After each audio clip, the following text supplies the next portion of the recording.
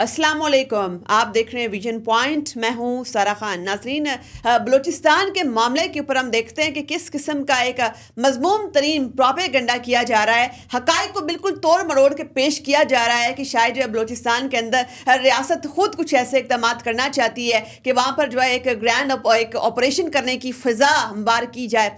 इस वक्त जो है एक ऐसा एक मिलिटेंट के ख़िलाफ़ ऑपरेशन रियासत की कितनी बड़ी नेसेसिटी है, वो कौन कौन से हालात थे, कौन कौन से ऐसे फैक्टर्स थे जिसकी वजह से रियासत मजबूर हो गई कि आप कुछ बड़े फैसले बलूचिस्तान के हवाले से करने का फैसला कुन मरहला आ चुका है।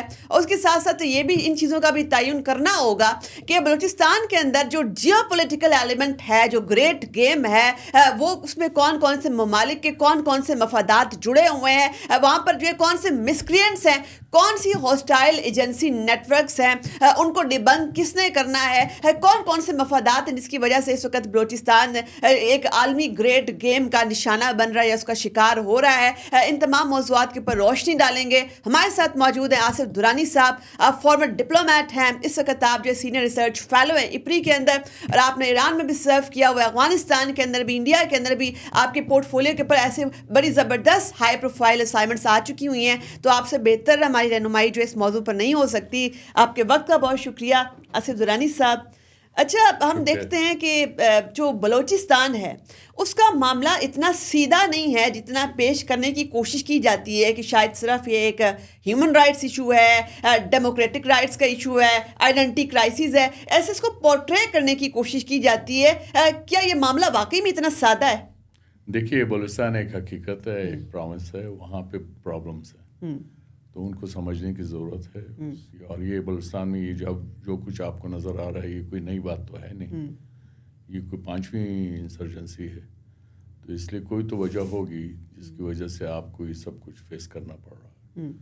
और इसके अंदर आपको पॉलिटिकल और इकनॉमिक और सोशल, ये तमाम ये जो 3 अहम एस्पेक्ट्स हैं, इनकी तरफ तवज्जो देने की ज़रूरत है।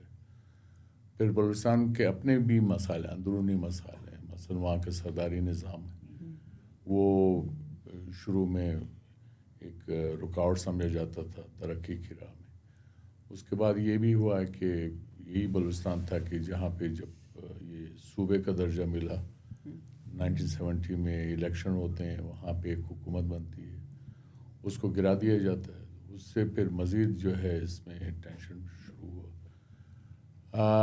नेशनलिस्ट पॉलिटिक्स बलूचिस्तान के अंदर हमेशा से प्रोमिनेंट रही है, लेकिन उसमें साथ साथ ये भी रहा है कि जो मरकज़ी हुकूमतें हैं वो उनका भी दखल बढ़ा रहा है, और वो दखल अभी भी है। तो इसलिए आप जो है बलूचिस्तान को बहैसियत प्रोविंस अगर आपने डील करना है तो उसके लिए फिर उसके जो लवाज़मात हैं उनको भी पूरा करना पड़ेगा। अच्छा आसिफ साहब, एक बड़ी अहम बात ये भी है, हम देखते हैं कि वहाँ पे इस वक्त जो सबसे बड़ी और बड़ी ख़तरनाक lethal militant organisation BLA emerge हुई है, वो पहले सिर्फ एक हिट एंड रन मिलिशिया के तौर पर काम करती थी, पहाड़ों में जाकर छुप जाते थे, आकर अटैक्स करते थे। अब इस वक्त उन्होंने अर्बन इंसर्जेंसी को एक बिल्कुल नया रुख दे दिया है, और ये तमाम डायनामिक्स 26 अगस्त के बाद जो है, जो 26 अगस्त 2024 के वाक़यात हैं उसके बाद जो है सामने आते हैं। फिर जाफर एक्सप्रेस का भी सानिया हो जाता है उसके बाद, बल्कि अगले दिन ही नौशकी वाला भी वाक़या हो जाता है। आपको क्या लगता है कि ये इस कदर जो है रोबस्ट किस्म की इस मिलिटेंट ऑर्गेनाइजेशन की ग्रोथ और उसकी डेवलपमेंट, ये तमाम चीज़ आपको क्या ऑर्गेनिक नज़र आती है? इनको कैसे इतनी ज़्यादा सपोर्ट मिली, इतनी सस्टेनेंस इनकी कैसे मुमकिन हुई? देखिए, एक तो ये है कि आप ऑर्गेनाइजेशन को या तो ख़ुद उसका एनालिसिस करें तो BLA बहरहाल एक हकीकत है, उससे मफर नहीं हो सकता। दूसरा, आप अगर उसका एक्सटर्नल एलिमेंट को लाना चाहते हैं वो भी नेचुरल है, क्योंकि where there is smoke there is fire. तो जब धुआं उठ रहा है इसका मतलब है वहाँ पे आग लगी हुई है। तो इसको जो है सीरियस तरीके से एड्रेस करने की ज़रूरत है। ये जो है सिर्फ रेट्रिक्स पे नहीं चलेगा ना। आप ये कि बाहर का एलिमेंट उस वक्त आता है कि जब अंदर ऐसी फ़ज़ा हमवार हो जाए जिसके तहत बाहर वाले ने तो सिर्फ मदद करनी है, उसने तो फाइनेंशियल एड देनी है, मटेरियल एड देनी है, जो कि हो रहा है। ये तो मैं बहुत पहले से मेंटेन कर रहा हूँ कि इंडिया इज़ इन्वॉल्व, और India is also blatantly involve. ان کی جو نیشنل سیکیورٹی ایڈوائزر اجیت ڈول نے تو برملا اپنے جو ہے کہا ہوا ہے، ان کا ویڈیو موجود ہے جس میں انہوں نے کہا کہ وہ جو ہے بلوچستان میں جو ہے اپنے ایکٹیویٹیز کریں گے. کلبھوشن ہمارے پاس ہے. نہیں یہ اجیت ڈول کی میں بات کر رہا ہوں. کلبھوشن تو ایک علیحدہ بات ہے، وہ بات کی بات ہے. کلبھوشن تو ابھی 2016 کی بات ہے. یہ اس وقت جو رینیوڈ انسرجنسی ہے اکبر بگٹی کے مرڈر کے بعد 2006 سے شروع ہے. تو یہ میں اس کا میں حوالہ دے رہا ہوں. آن ورڈ جو ہے Ajit Doval is on record seeing that they are involved in Balochistan. تو اس لیے اس میں وہ کوئی ڈھکی چھپی بات ہے نہیں. اور اس کے لیے یہ بھی نہیں ہے، بلکہ جب وہاں افغانستان میں طالبان کی حکومت سے پہلے میں جو پوسٹڈ تھا 2005 سے 9 تک، اس زمانے میں خاص طور پہ 2006 کے بعد سے وہاں پہ انڈینز خاصے انوالو تھے.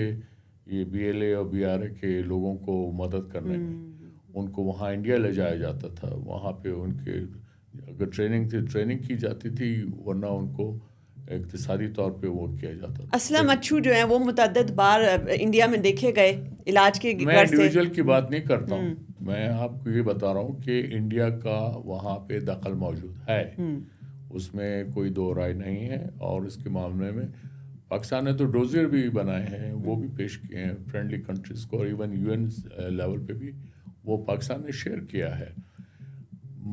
میرا کہنے کا مطلب یہ ہے کہ یہاں پہ چونکہ دھواں اٹھ رہا ہے، اس میں آگ لگی ہوئی ہے، اس کو بجھانے کی ضرورت ہے. اچھا اسد درانی صاحب، آپ نے چونکہ ایران میں بھی سرو کیا ہوا، ہم نے دیکھا کہ لاسٹ ایئر ایسا بھی ہوتا ہے کہ پاکستان جو ہے وہ BLA کے ٹھکانوں کو جا کر ایران میں اسٹرائک کرتا ہے، اس کو ہٹ کرتا ہے. ویسے تو ہم نے ان کو جواب دیا تھا جو یہاں پر انہوں نے ایرانین در اندازی ہوئی تھی.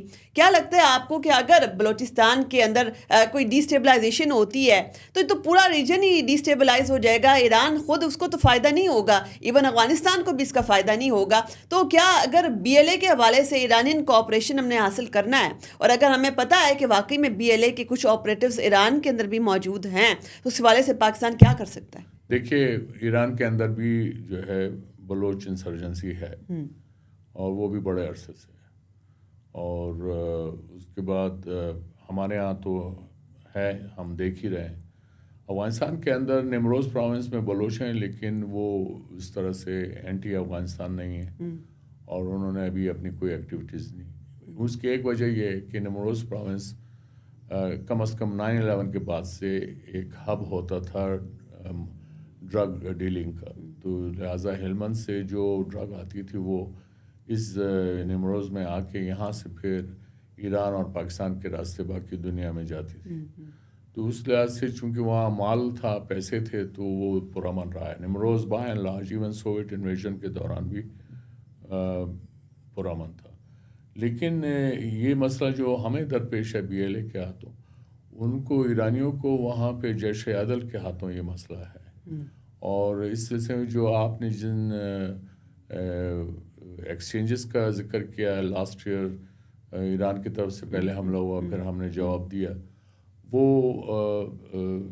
ایک ریئلائزیشن تھا، اور اس میں فوری طور پہ دونوں ملکوں نے گڈ سینس پریویلڈ، اور انہوں نے اس مسئلے کو فوراً حل کیا، اور یہ مزید یہ آگے نہیں بڑھا، اور بلکہ اس کے بعد سے ایران اور پاکستان کے درمیان کوآپریشن بڑھ گیا ہے. تو یہ ہمارے لیے مشترکہ مسئلہ ہے، ایران کے سائڈ پہ بھی اور ہماری سائڈ پہ بھی. تو اس کو جو ہے ڈپلومیٹیکلی بھی حل کرنے کی ضرورت ہے. انڈیویجولی جو ممالک ہیں، پاکستان کو اپنے حصے کا اور ایران کو اپنے حصے کے جو مسائل ہیں ان کو حل کرنے کی ضرورت ہے، اور جو کاؤنٹر انٹیلیجنس میجرز ہیں ان پہ توجہ دینے کی ضرورت ہے. اچھا اسد درانی صاحب، ہم نے دیکھا کہ DGISPR نے بھی خاص طور پر واضح طور پہ کیٹیگوریکل افغان سرزمین کے استعمال ہونے کی بات کی. ہمارے پاس متعدد جو ہے یہ بھی ساتھ میں اطلاعات آ رہی تھیں کہ افغانستان کے ساتھ اپنے ہینڈلرز کے ساتھ BLA کے جو دہشت گرد ہیں وہ سیٹلائٹ فون کے ذریعے سے رابطے میں جعفر ایکسپریس کے سانے کے دوران بھی موجود تھے. اگر اس وقت افغان سرزمین بلوچستان کے کانٹیکس میں بھی اور BLA کے حوالے سے بھی پاکستان کے خلاف استعمال ہو رہی ہے، اور اگر جو ان کی اسٹریٹجک لیڈرشپ ہے وہ ساری افغان سوئل کے اوپر بیٹھی ہے، تو پاکستان کے پاس تو بڑا لمیٹڈ گراؤنڈ نہیں ہوگا BLA کو کرش کرنے کے لیے؟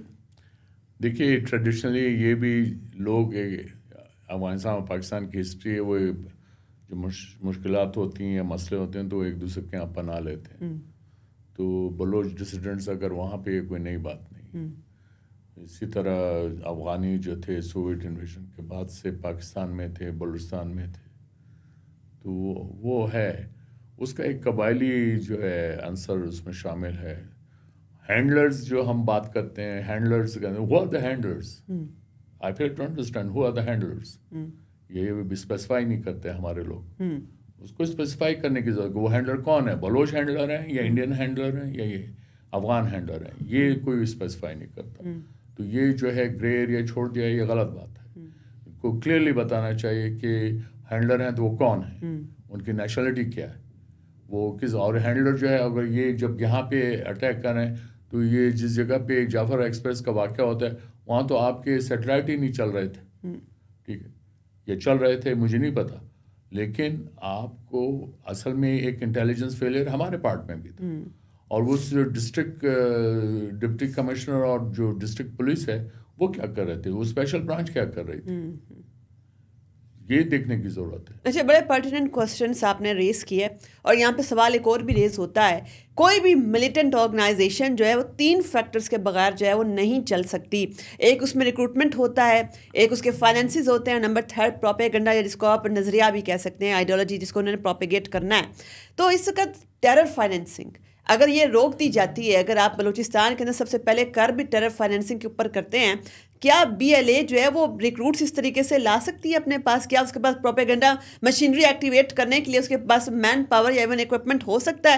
ٹیرر فائنینسنگ کے اوپر ہم ابھی تک کیوں نہیں قابو پا سکے؟ دیکھیے انسرجنسی صورت میں ان کے پاس جو سورسز آف فائنانسز ہیں ظاہر ہے ان کے موجود ہیں لوگ. میرے نزدیک تو انڈیا ہے، اس میں تو کوئی شک نہیں. تو وہ فائنانسز ان کے ہیں، یہی وجہ ہے. اور میرے خیال میں اب انہوں نے فائنانسنگ بڑھا دیے، یہی وجہ ہے جو intensity of B L as attacks has increased. اچھا آصف درانی صاحب، ایک اور بھی بڑا ایک اہم نقطہ اس میں اٹھانا تھا کہ ایک خودکش بمبار 26 اگست کو محل بلوچ جو تھی، اس نے لسبیلا میں اپنے آپ کو جو ہے وہ بوم کیا تھا، سوسائڈ بومبر تھی وہ.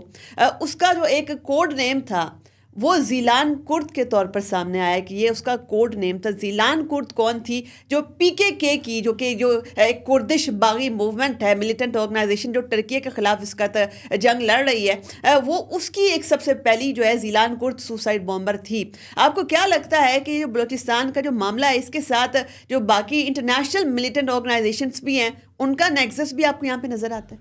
مجھے نہیں، میں I don't subscribe to that, کیونکہ بلوچ کوٹ بھی ہیں تو اس لیے ہمیں ان کو کچھ زیادہ ڈراماٹائز یا رومانٹیسائز کرنے کی ضرورت نہیں.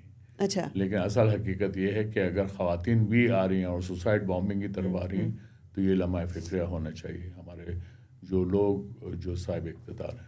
اچھا، اگر آپ 3 پوائنٹ ایجنڈا بلوچستان کے حوالے سے پیش کرنا چاہیں، ویسے 3 پوائنٹس کے اندر ڈیفینیٹلی سولوشن دینا جو ہے ممکن نہیں ہے، لیکن اگر آپ 3 پوائنٹس میں بتانا چاہیے کہ یہ چیزیں اگر فوری طور پر ہو جاتی ہیں تو کافی حد تک ہم اس کو ٹیکل کرنے میں جو ہے کامیاب ہو جائیں گے، وہ کون سے ہوں گے؟ Role of law. ہر صورت میں ہر چیز کے گرد رول آف لا گھومتا ہے، چاہے لوگوں کے انتخاب ہو، وہاں پہ اپائنٹمنٹ آف سول ایڈمنسٹریشن ہے، اور اسی طرح جو انٹیلیجنس گیدرنگ ہے. میرے نزدیک آپ کو جو لوکل لوگ ہیں ان کو امپاور کرنے کی ضرورت ہے. اچھا، اور اس کے علاوہ آپ نہیں سمجھتے کوئی جیسے بی ایل اے ہے وہ اس وقت ایک ہائیڈرا ہیڈڈ تھریٹ جو بن کے سامنے آئی ہے، اس کو کرش کرنے کا نہیں آپ سمجھتے کہ کوئی کائنیٹک مینس ہونا چاہیے، کوئی ایسا گرینڈ آپریشن ہونا چاہیے؟ ہم نے جیسے کہ اپنے جو ٹرائبل ڈسٹرکٹس تھے، جو فارورڈ فاٹا ریجن تھا، ہم نے جب وہاں پر کیا، ہم نے وہاں سے بھی تو ایکسپیل ہمیں کرنا پڑا، کائنیٹک مینس تو امپلائے کرنے پڑے. پھر بھائی آپ کریں، اگر آپ کے پاس ثبوت ہے تو ضرور کریں، لیکن اصل جو فائٹ ہے وہ علاقے کے لوگ ہی لڑیں گے. اچھا جی، وہ آپ کے پولیس یا فوج نہیں لڑتی، علاقے کے لوگ لڑتے ہیں. وہ آپ کے ساتھ ہیں تو آپ جنگ جیت جاتے ہیں، وہ نہیں ہیں آپ کچھ بھی نہیں کر سکتے. اچھا آصف درانی صاحب، ایک تو ہم نے چلو انٹرنیشنل اینگل بھی ہم نے تھوڑا سا ڈسکس کر لیا. آپ کو کیا لگتا ہے کہ جو بلوچستان ہے اس کے اندر ایک آرگومنٹ یہ بھی پیش کیا جاتا ہے کہ وہ پاکستان کی پوٹینشلی اکنامک لائف لائن بھی بن سکتا ہے؟ جیسے کہ ہم نے دیکھا کہ گوادر کا منصوبہ جو ہے اس کا بھی بڑا پوٹینشیل ہے وہاں پہ. ایک مائنز اینڈ منرلس جو ہے اس وقت دنیا کی جو جیو پولیٹکس ہے وہ اس کے ارد گرد ریوالو کرنے جا رہی ہے. آپ کو کیا لگتا ہے کہ اس وقت کیا پاکستان کو اکنامکلی جو ہے وہ سبوتاج کرنے کے لیے کیا بلوچستان سب سے بڑی ہٹ لسٹ پہ ہوتا ہے دہشت گردوں کی، اور پھر اس قسم کی چیزوں کا جواز بنایا جاتا ہے، ایسے ملیٹنٹ آرگنائزیشنز کی پرولیفریشن کی جاتی ہے؟ میں اس میں I'll take it with a pinch of salt. یہ سینڈک کاپر پروجیکٹ اس وقت کون سی ملیٹنسی تھی، کچھ نہیں تھا، تو کیا کمال دکھا دیا. ہمارے ہاں انیفیشینٹ انکمپیٹنٹ گورنمنٹس رہی اور کرپٹ گورنمنٹس رہی، تو انہوں نے کیا ڈیلیور کیا. اب جو بات کرتے ہیں منرلس کی، کوئی نئی بات تو نہیں ہے. منرلس تو وہاں ہمیشہ سے تھی. گیس جو تھی، سوئی گیس کی بات کرتے ہیں، 50s میں وہاں شروع ہوئی ہے، کراچی تک پہنچ گئی، پشاور تک پہنچ گئی، لیکن ہمیشہ سے اس سوئی کو میں نہیں تھا. نہیں، مطلب یہ ہے کہ ان کے ساتھ زیادتی کی گئی، بلوچستان کے ساتھ زیادتی کی گئی. اسی طرح سینڈک کاپر پروجیکٹ وغیرہ ہے، آج کا تو نہیں ہے، پچھلے 40 سال سے شروع ہے. اس نے کیا ڈویڈنڈس دیے ہیں، ہم کو پتہ چلے کہ اس منرل کا کیا فائدہ ہے. ریکوڈک کی آپ بات کرتے ہو، ریکوڈک کا جو ہے آج تک کچھ پتہ نہیں چلا کہ یہ کیسے ہوا، اور اس کی کوئی اکاؤنٹیبلٹی بھی نہیں ہے. لیکن اب تو وہ کمپنی جو ریکارڈنگ کے والے سے ہمارے معاملات جو ہے وہ طے پا گئے، اور اب انہوں نے مائننگ سٹارٹ کرنی ہے. تو ہوں گے نا، اس دوران آپ نے 20 سال ضائع کر دیے، اور آپ نے مقدمہ بھی ہار لیا، آپ کو جو ہے اس کے ڈیمیجز بھی دینے پڑے. تو یہ اس کا مطلب انکمپیٹنس ہے، کرپشن ہے، انیفیشنسی ہے. بالکل ٹھیک ہے، یہ وجہ ہے. تو اور بلوچستان کی جو پاورٹی وہ بڑھتی جا رہی ہے، لیکن ان کے لیڈر جو ہے وہ امیر ہوتے جا رہے ہیں. بالکل بڑا اہم ترین نقطہ آپ نے اٹھایا ہے کہ جو لیڈرز ہیں، جو سردار ہیں، ان کے جو پرتعیش، آپ سردار نہ کہیے، جو لوگ حکومت میں ہیں وہ سردار ہی تو ہے نا. سردار کے علاوہ کون حکومت میں آ سکتا ہے بلوچستان میں؟ جو ان کو نظر کرم کے ذریعے بنے ہیں، ٹھیک ہے، جن کو اگر بننا چاہیے وہ اگر ان کو روک دیا جائے گا تو یہی صورتحال ہوگی. جب آپ میرٹ کی بات کرتے ہیں، اسی لیے میرے نزدیک رول آف لا بہت ضروری ہے. اور رول آف لا کا مطلب یہ ہے کہ ہر شعبے میں رول آف لا ہو، اور in fact political, social and economic. اور یہ پورے ملک کا بھی مسئلہ ہے کہ رول آف لا تو پورے ملک میں بھی ہونا چاہیے. ہمارا فوکس بلوچستان ہے. بالکل بالکل، وہ مائکرو کازم ہے بلوچستان، تو وہی آپ کے سامنے پیش کر رہا ہے تصویر. بالکل. تو آصف درانی صاحب، آپ کے وقت کا بہت بہت شکریہ. آپ نے بلوچستان کے بارے سے بڑا کمپریہنسو انالیسس کیا، اور امید کرتے ہیں کہ ہماری آڈینس کے بھی بہت سارے سوالات ایڈریس ہو گئے ہوں گے. جہاں جہاں ہمیں خود جو ہے بحیثیت قوم بھی نظر کرم کرنے کی، اپنے گریبان میں جھانکنے کی ضرورت ہے، اپنی اکاؤنٹیبلٹی کرنے کی ضرورت ہے، وہاں بھی ضرور کرنی چاہیے. جہاں پر ہم یہ دیکھتے ہیں کہ دشمن کی جو ایسی مذموم ترین سازشیں ہیں، جو کانسپریسیز ہیں پاکستان کے خلاف، ریاست پاکستان کے خلاف، ان کو بے نقاب کرنا، ڈی بنک کرنا بھی بہت ضروری ہے. اپنی میزبان سارا خان کو دیجیے اجازت. اللہ حافظ.